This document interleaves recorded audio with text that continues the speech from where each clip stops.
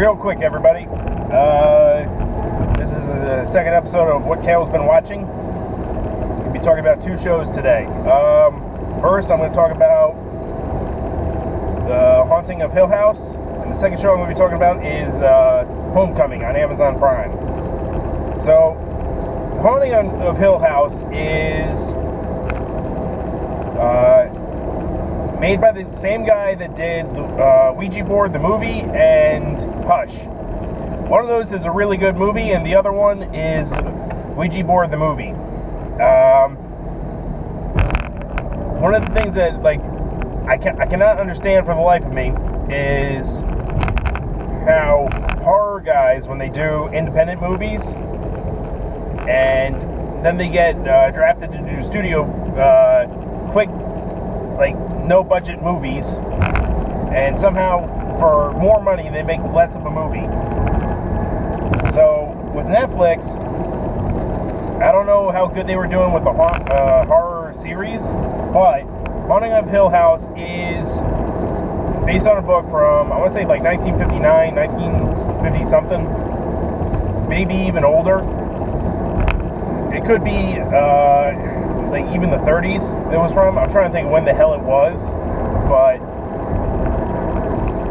it's a loose adaptation of the book itself, and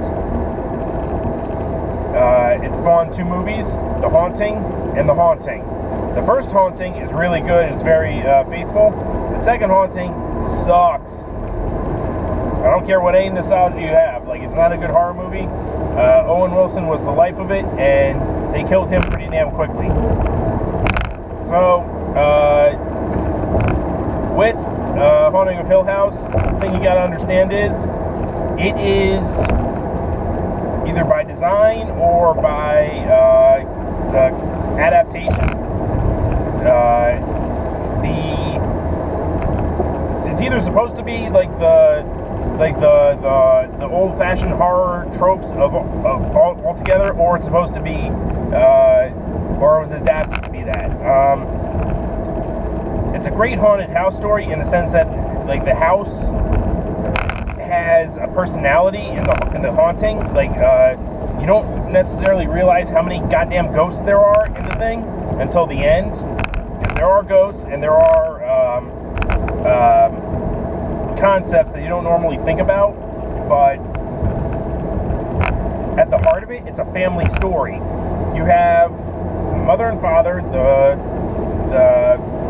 mother, in the course of the story, dies in the house, and the father is very reserved in what he's trying to protect his children from, in the truth, and the 5 kids all deal with things different ways based on the experiences they had in the house. The oldest son sees the mom going crazy. The oldest daughter has very fucked up concepts of death, and the middle daughter has The Shining, and she can feel certain things, and that causes her to have issues later on in life. The 2 youngest children are twins, so of course they have that twin power, and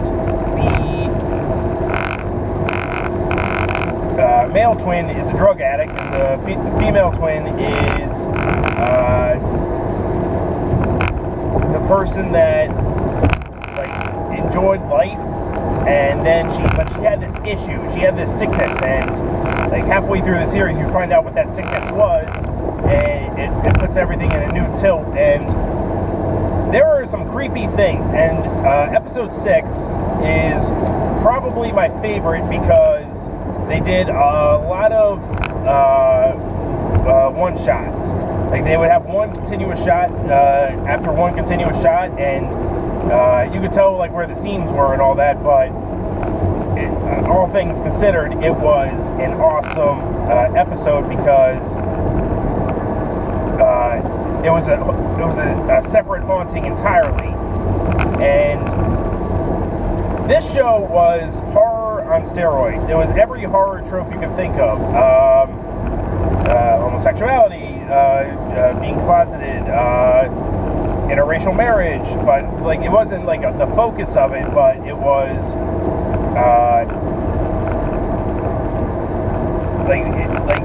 was it haunting? Like was it supernatural, or was it like crazy? And there's certain things like and this one, like there's a concept of if you're alive and time is linear, then if you're dead, then time is collapsed. And that's the only thing I'm going to say about that one, because that one plays into the nature of the ghosts that are in the house. So, all in all, it was a good series. It was very well acted. It was very well cast. It was very well made. But I feel like it was just done right. It was like a traditional ghost story, but it had like all the tropes, but it was just done right. Like there was no hacky, there was no forced concepts in there. The special effects were pretty damn good. The directing was pretty damn good, because horror gets up close and personal. And there was a ton of jump scares, but they were done pretty much right. As far as I'm concerned, the timing of things could have been like I'm not a jump scare expert, but it was pretty damn good. So I would highly recommend this show, just because it's like every traditional horror fan's ideal, and for me at least. But I think what every horror fan would want in a ghost story, we got. Like just enough explanation, but still a lot of mystery left. Like they left it open so that they could explore other time periods, but I don't see them like going further with other aspects of the whatever the hell family name it is. Second show I want to talk about is Homecoming on Amazon Prime. Amazon Prime has a very strong track record in their original programming being good. This show has Julia Roberts, has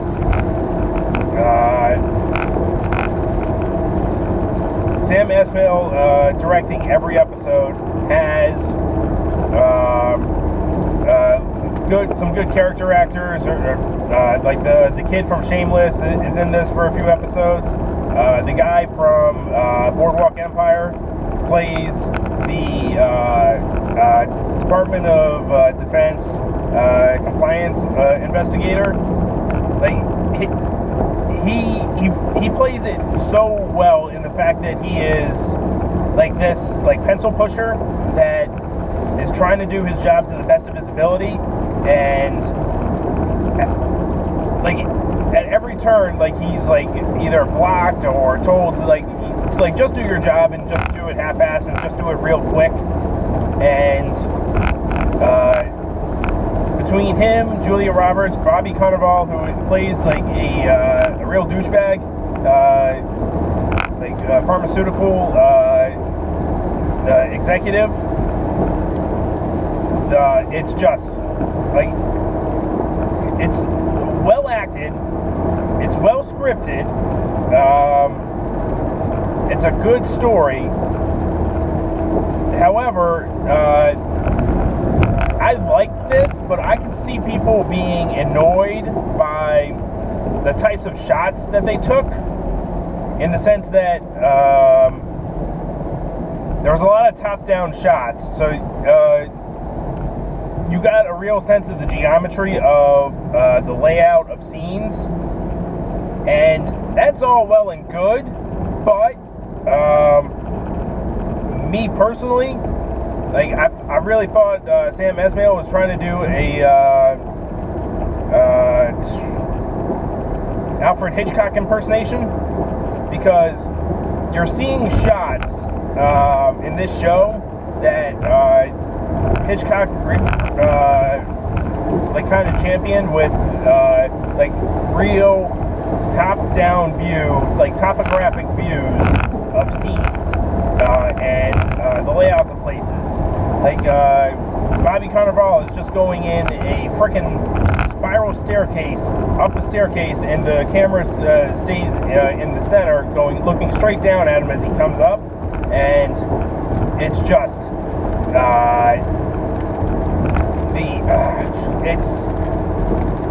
I'm not saying it's trying too hard, because like it's really fun and it's really gripping to watch. And there's a certain technique that they use in storytelling to indicate like past and present, and they also like play with that at one point. And there's like two moments that are like paralleled, or like mirrors of each other, that are awesome with Julia Roberts. This is a really good show, but it's also it doesn't hold your hand while you're watching it, because like certain things, like you may not notice, or you may not believe, or like there's a lot of layers that get peeled back. It's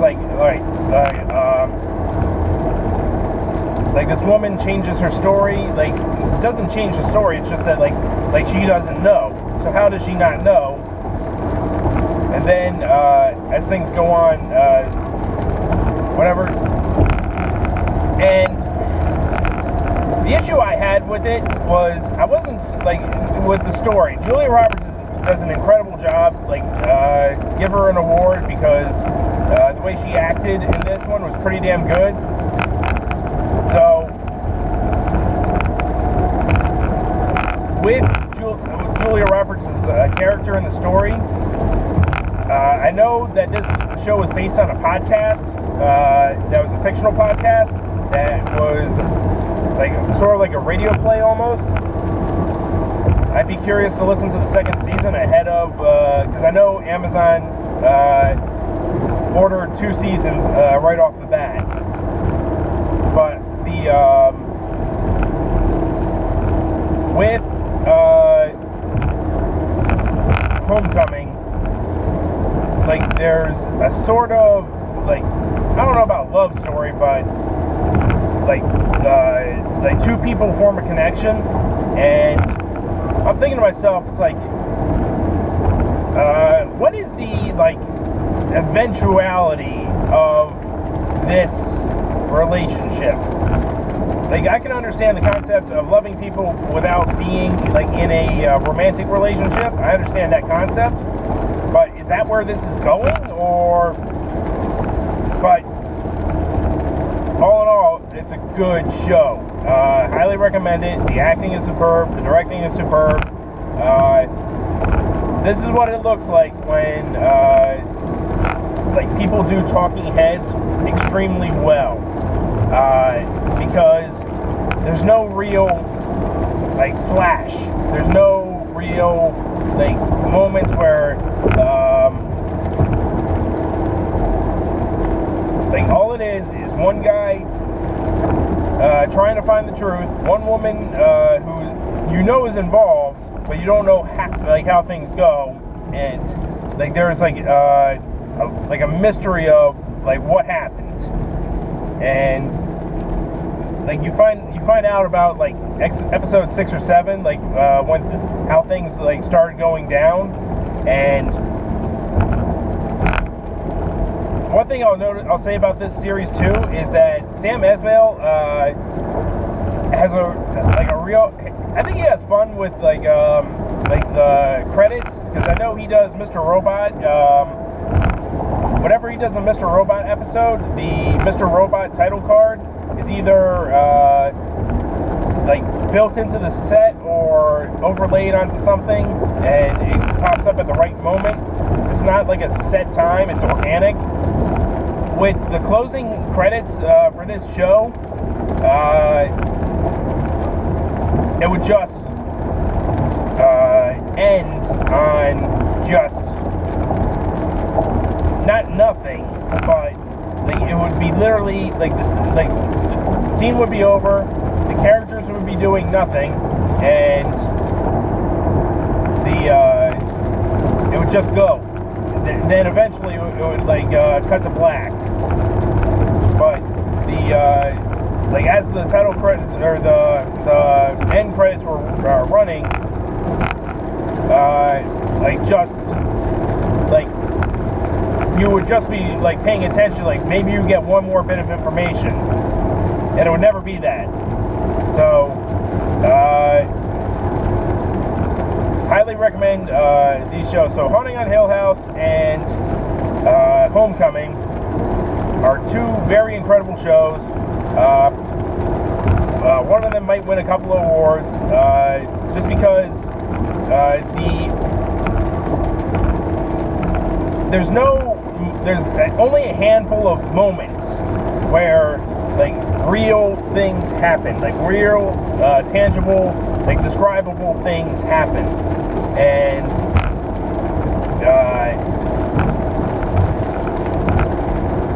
pretty damn good. So peace.